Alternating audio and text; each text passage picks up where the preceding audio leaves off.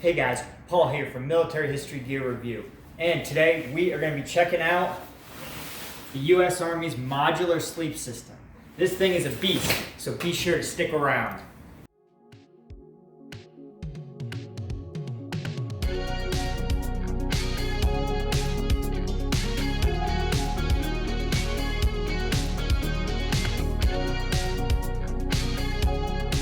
So let's talk about the Army's modular sleep system. This is the current iteration of sleeping bags issued by the U.S. Army.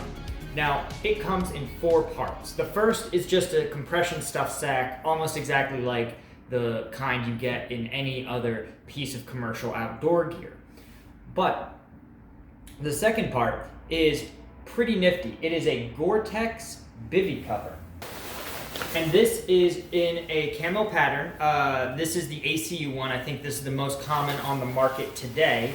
But they also come in the old school woodland cover patterns, and I imagine in the OCP patterns. Now, these Gore-Tex bivy covers are meant to be used on the outside of the sleep system.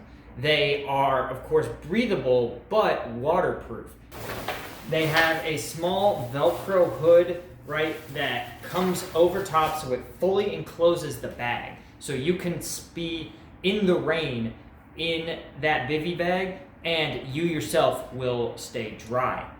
It also has a side zipper for easy exit. It's machine washable and weighs in at about 2 pounds. The next piece is the green outer sleeping bag. It's rated down to about 32 degrees Fahrenheit. It also has a drawstring hood and a side zipper. It weighs about 2 pounds as well and can compress down pretty tightly to about 8 inches by 6 inches.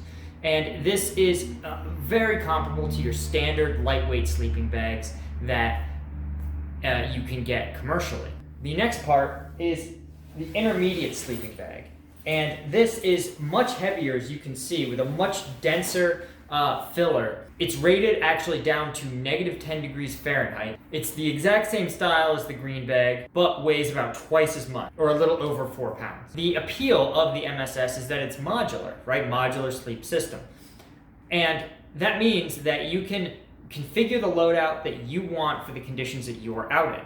So you could take just the bivy sack if it's very hot and you just want to be protected from the elements. You could do the bivy sack and the green bag buttoned together so that you have a medium, moderate conditions sleeping bag that's going to keep you dry. You can button the black and the bivy sack, the black and the green and the bivy sack. You can arrange the combination that's best for the mission that you're on. If you put all of them together, the bivy sack and the 2 sleeping bags, you end up with a system that supposedly will keep you safe down to about -30 degrees. However, in my experience, these are more like survival temperatures. These are a minimum, a temperature guideline that is telling commanders anything below that and you risk your soldiers getting frostbite or hypothermia or other like dangerous conditions. I think you would want to add about 10 degrees to the minimum Army ratings to get the actual comfort rating. It also assumes, I think, that you're wearing basically cold weather gear, everything except for your outermost layer. So probably long johns and socks and a pullover. Now, the system is heavy. In fact, it clocks in at about 9 pounds all told, which is extremely heavy for even a very cold weather commercial sleeping bag. And even compressed down, it's still like 15 inches by 30 inches. It's huge. In fact, the only bag I have that can hold all 3 components is, in fact, my Molly 2 rucksack. Thankfully, because this is modular, you can actually shop around and get the configuration that you want for that day. Now, traditionally, soldiers would use not sleeping bags, but a bedroll. And a bedroll usually consisted of a blanket, usually a wool blanket, and some sort of oilcloth or impregnated canvas to form a bivy sack or lean-to shelter or some sort of protection from the elements, right? And you would just issue soldiers more blankets for colder conditions. But around World War II, the Army started to look at going over to a sleeping bag system.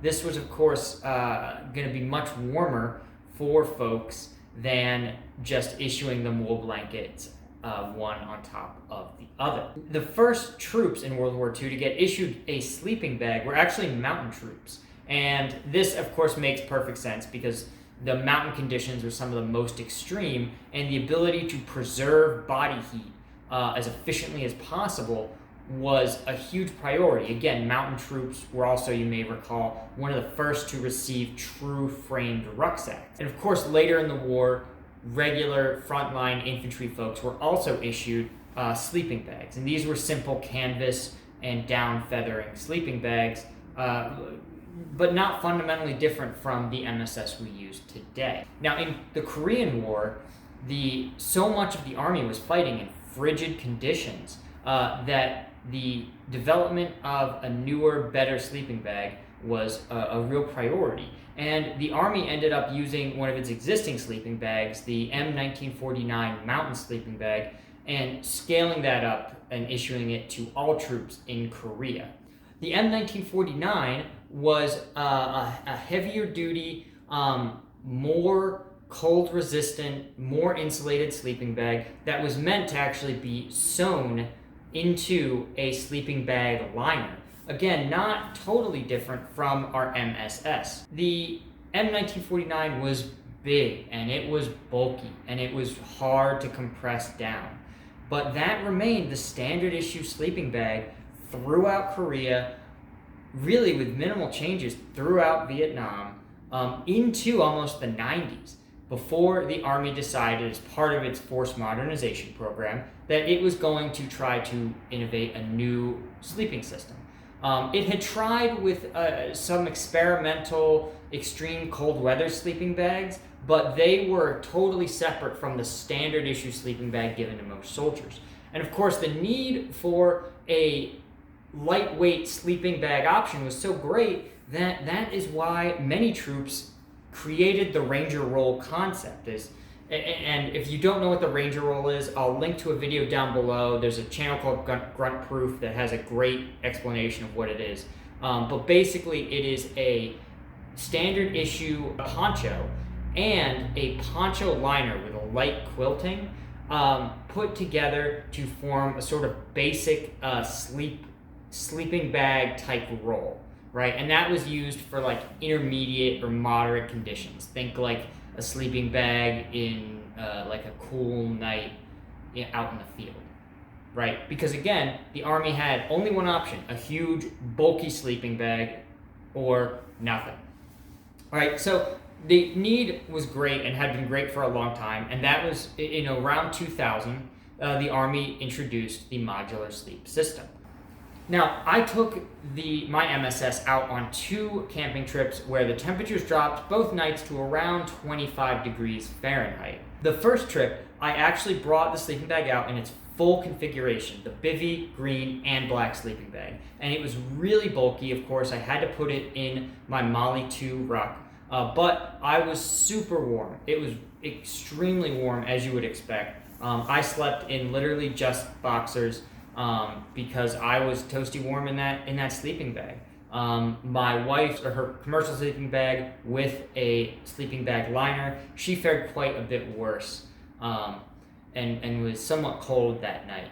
Now the second night, I took out just the bivy sack and the intermediate bag, right? Because I knew it was going to get down to 25, and I wanted to see how the sleeping bag that's rated down to 0 degrees Fahrenheit, how it holds up. And it held up well. I'll say the conditions almost couldn't have been worse. I got rained on while it was above freezing, and then it dropped below freezing, switched to snow, and froze everything. So I had a significant portion of my clothing was actually wet. And I was able to get in the sleeping bag. Thankfully, I had the Gore-Tex bivy cover, so the sleeping bag itself was completely dry. And once I had my shelter set up and my ground pad up, I was able to get in, and the sleeping bag did warm up really quickly. I will say that towards the toes of the sleeping bag, it got a little chilly. Being wet and then freezing cold is probably the most dangerous conditions. I mean, those are truly conditions where, so, you know, potentially you could like not survive the night if you didn't have proper shelter. And, you know, the video is coming soon, but I didn't. I had a Pashpalatka tarp covering me. So really, I was depending on that sleeping bag to keep me warm, and it did. But this system clocks in at around $200. It's quite expensive. But if you're someone who's going to do true 4-season camping, this is a great solution to that. Again, because you can bring out the gear that you need.